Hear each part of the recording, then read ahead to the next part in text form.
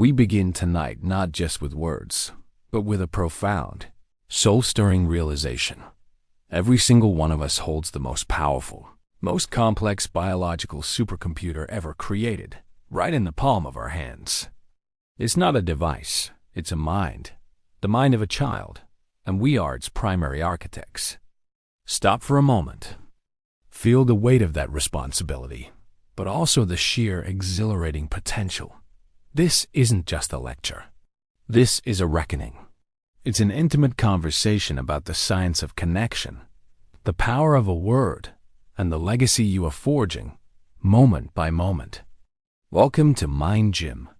We're here to lift the heaviest weights of all, the ingrained patterns of thought that hold our children back. The world out there is loud. It's chaotic. It's saturated with comparison, noise, and fear. But our job, the sacred covenant of parenthood and mentorship, is to be the quiet, unshakable sanctuary where a child's true north is established.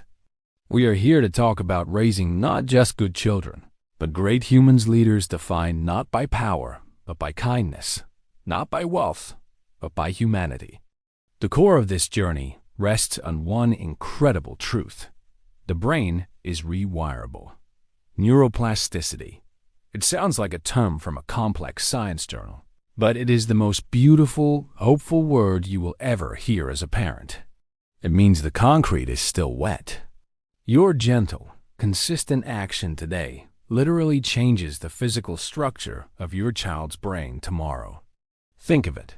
Their frontal lobe, the seat of judgment, emotional control, and future planning is under construction until their mid-20s. Until then, the primary contractor is you. You might look at your child's temperament, their quick anger, their shyness, their tendency to give up and think. That's just how they are. I challenge you to replace that thought with this.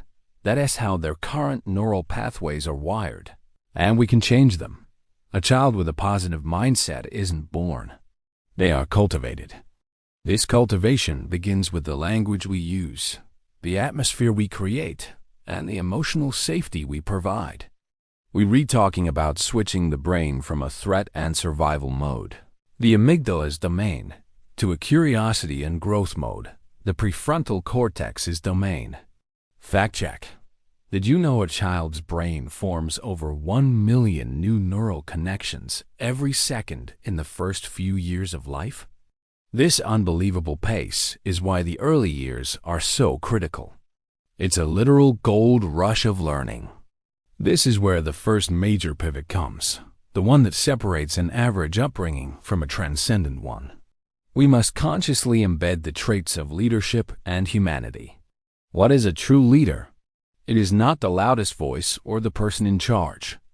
As President Dwight D. Eisenhower once said, the supreme quality for a leadership is unquestionably integrity. We teach integrity not by lecturing, but by modeling. We teach humanity not by demanding charity, but by showing empathy, by truly listening to the cashier, the neighbor, the person whose views we disagree with. The child who sees you choose kindness, even when inconvenience strikes, is the child who is internally wired for true leadership. And now, we must face the shadows, the dark, subtle forces that attempt to hijack this beautiful wiring process. I'm talking about the allure of negative peer groups and the insidious creep of social media. This is not about building a wall. It's about building an internal compass so strong it renders the external noise irrelevant.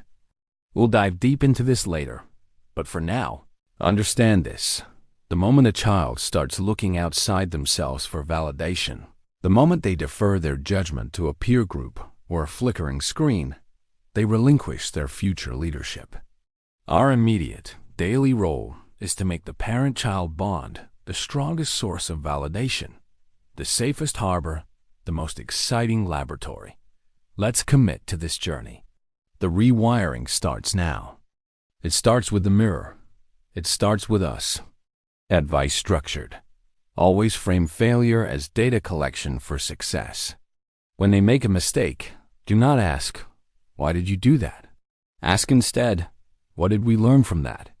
This simple shift moves the brain from shame, shut down, to analysis growth.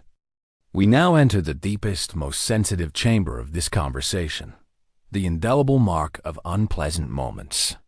It's a difficult truth, but one we must confront with absolute honesty. You may love your child unconditionally, but a single, careless, or angry moment can leave a psychological scar so profound it echoes across generations. This is not about blame, but about consciousness. It's about understanding the terrifying efficiency of the child's memory system. Think of a child's brain like a hypersensitive recording device, particularly when the moment involves high emotion. When a parent screams, belittles a mistake, or offers silent, icy disapproval, the brain's alarm system, the limbic system, activates. Stress hormones like cortisol and adrenaline flood the system. In that split second, the brain doesn't just record the event. It codes the emotion and the response as a fundamental survival guide. The unpleasant moment isn't just stored. It is hardwired as a blueprint for the world. The world is unsafe. Mistakes are catastrophic. My worth is conditional. This is not an overstatement. Dr. Bessel van der Kolk, a pioneer in trauma research, explains how the body and mind literally keep the score. These deep scars change a child's character, subtly and systemically. A child repeatedly shamed for crying learns to suppress all deep emotion, leading to numbness or explosive anger later. A child whose efforts are met with dismissal learns learned helplessness, the character trait of giving up before even starting. This is the cycle of inherited trauma. The way you were treated by your parents, the moments that wounded you, are often the exact moments you unknowingly reenact with your own children. This is not malice. It is the brain's default copy programming.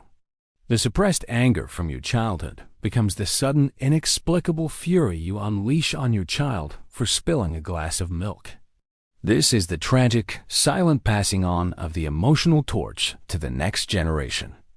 We must become the interrupters of this pattern.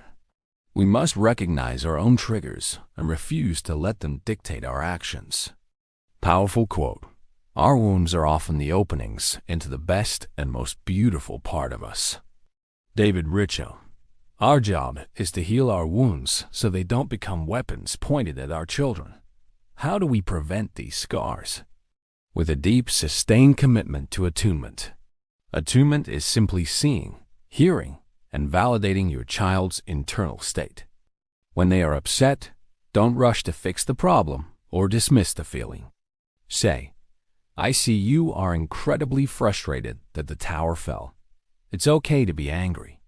Let's sit with that feeling for a minute, and then we will figure out what to do next." This process regulates their nervous system, teaches emotional literacy, and most importantly, tells their brain, "You are safe here. Your feelings matter." This is the foundation of a leader's self-awareness and a kind person's empathy. The role of the parent and the school teacher in this emotional scaffolding is non-negotiable. Teachers, you are the secondary attachment figures. Your casual dismissal of a question or a moment of impatience can resonate just as deeply as a parent. Together, we must create an ecosystem of grace, where mistakes are celebrated as attempts and effort is valued over outcome. Question to the listener, introspective. Think of the one memory from your childhood that still stings. What emotion did you feel?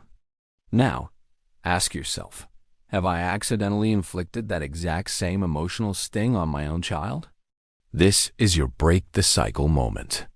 The true goal is to raise children whose character is not defined by avoidance or defensiveness, but by resilience and openness.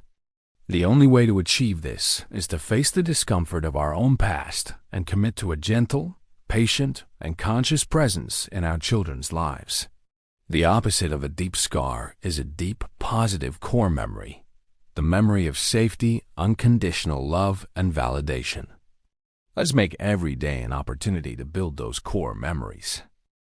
We have discussed the inner architecture and the invisible scars. Now, let us talk about the external forces that threaten to dismantle all the positive wiring we strive to establish. The magnetic pull of negative influences, specifically the siren song of social media and the pressure of poorly aged friends. This is perhaps the greatest modern challenge to conscious parenting. The adolescent brain is exquisitely wired for social connection and risk-taking. This is a biological necessity for leaving the nest, but in the modern age, it becomes a vulnerability. When a child defers their judgment, their sense of what is right, what is valuable, what is cool to their peer group, or, worse, to an anonymous digital audience, they are essentially outsourcing their developing prefrontal cortex. They are sacrificing their own path to fit into a mold often dictated by insecurity and fleeting trends. The greatest enemy here is the fear of missing out, or FOMO. Social media is expertly engineered to exploit the brain's desire for immediate reward, validation, and belonging. Every like, every comment, every notification is a small hit of dopamine. This isn't just entertainment. It is a precisely calibrated addictive loop that trains the child's brain to prioritize external approval over internal conviction. This is the opposite of the leadership and humanity we want to cultivate. The scientific reality. The reward system in the teenage brain is hypersensitive. Studies using fMRI show that when teenagers receive likes on their photos, the same brain circuits activate as those triggered by money or food. They are literally being chemically rewarded for seeking external validation. This makes the bad influences not just a social problem, but a neurochemical one. The danger of deferred aged friends or bad influences lies in the shift from intrinsic motivation to extrinsic compliance. A child who is internally secure can withstand the pressure to conform. The child who is constantly searching for their value will grab the nearest, most popular, often most destructive template offered by the group. Our mission is to make the child's internal voice louder than the external noise. How do we fight a system engineered for addiction? We replace the digital superficiality with real-world depth. We instill a mindset of critical consumption. We teach them to be producers of value, not just passive consumers of content. Advice structured. Do not simply ban the phone. Mentor its use.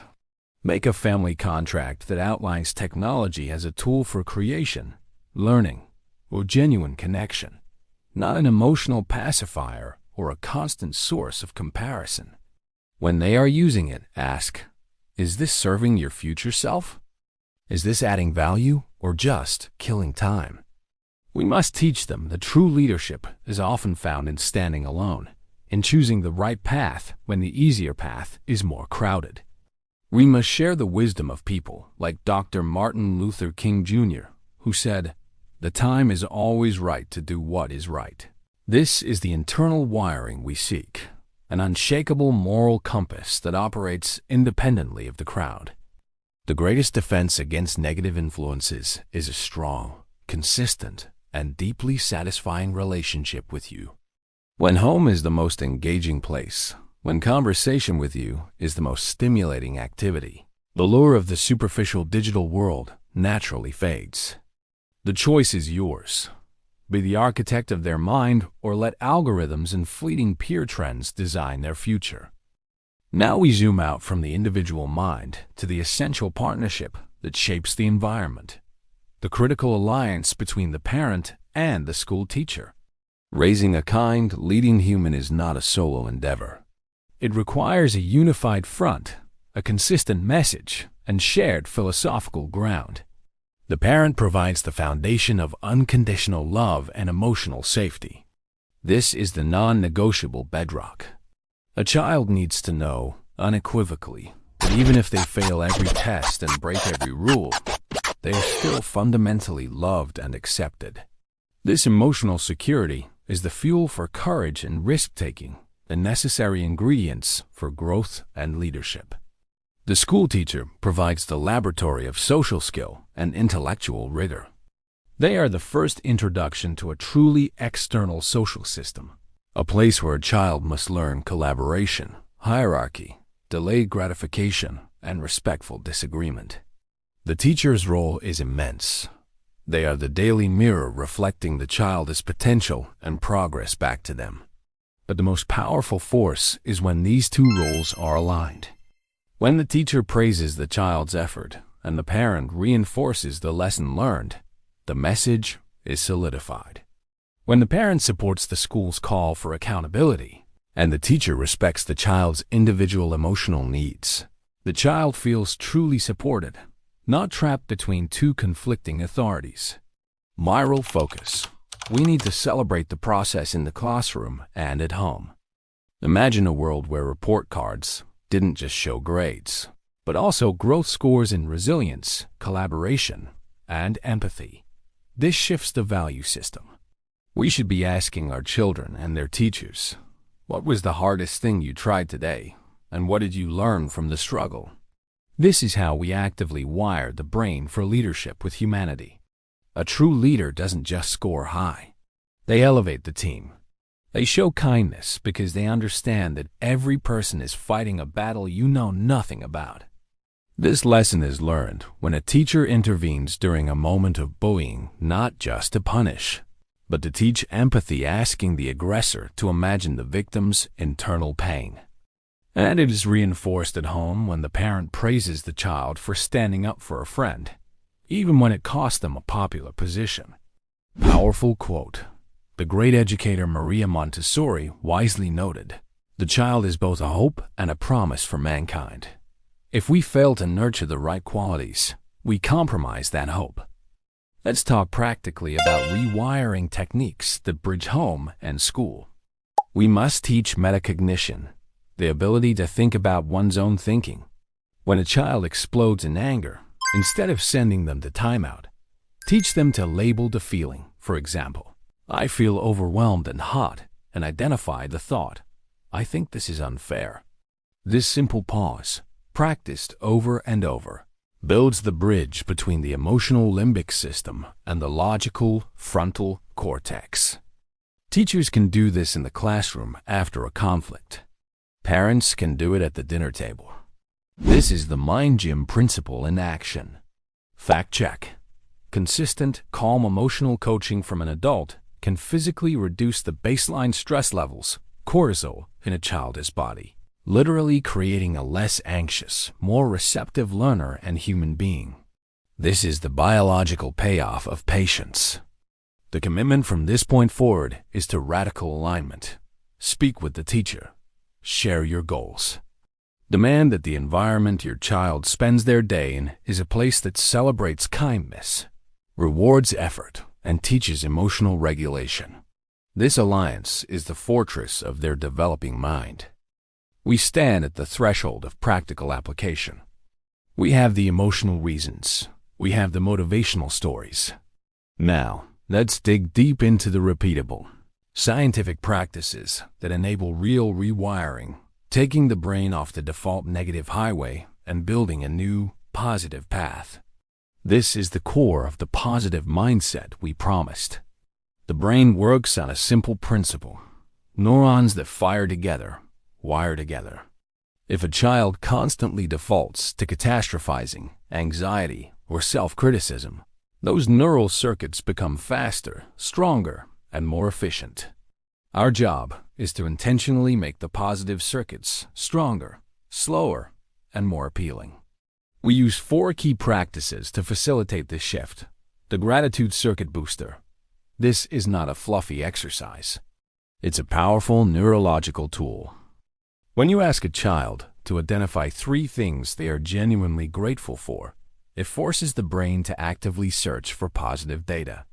The brain cannot simultaneously hold deep gratitude and deep anxiety.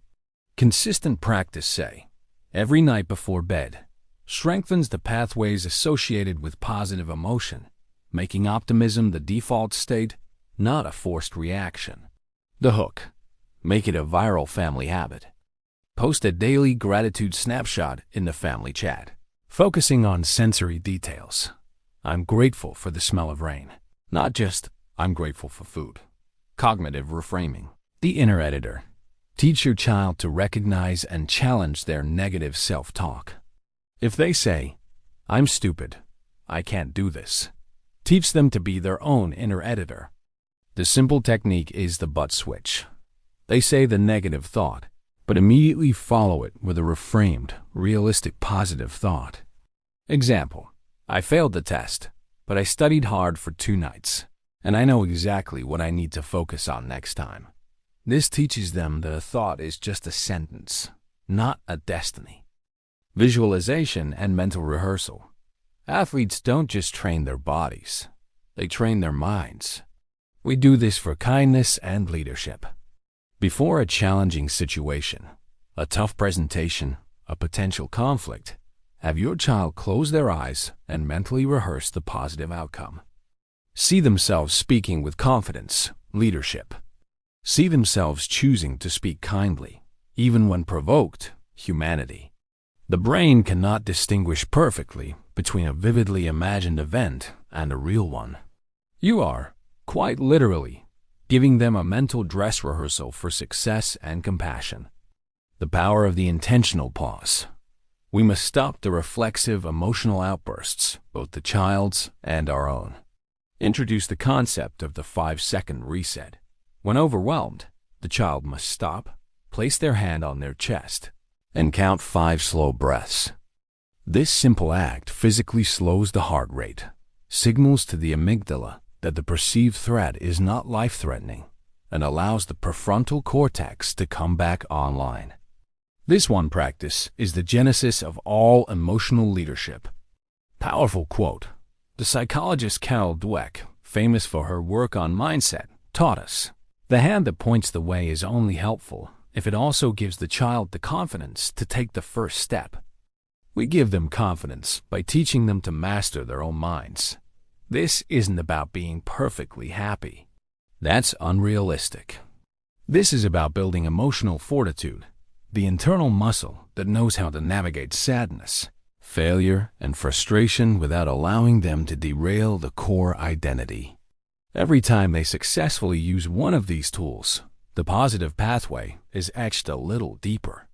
We are, together, engineering a positive, resilient, and deeply human character. We have journeyed together through the science, the shadow, and the strategy. We began with the realization that we are the architects of the next generation's mind, and we conclude with the most important understanding of all. This is your legacy. The character you help your child build, the kindness, the integrity, the ability to lead with empathy, is the only thing they will carry forward that truly matters. It is a legacy infinitely more valuable than any inheritance of wealth or status. Motivational storytelling. Final hook. I want you to imagine your child 20 years from now. They are faced with a complex ethical dilemma at work. They could choose the easy, self-serving path that hurts others, or the difficult path that upholds their humanity and integrity. In that quiet moment of decision, they won't be quoting a textbook. They will be relying on the internal wiring you helped establish. They will be hearing the echoes of your patience, your calm validation, your consistent example of choosing kindness over convenience. That is the leader you are building. The avoidance of bad influences, the social media comparison, the negative peer pressure is not about physical distance. It's about mental immunization.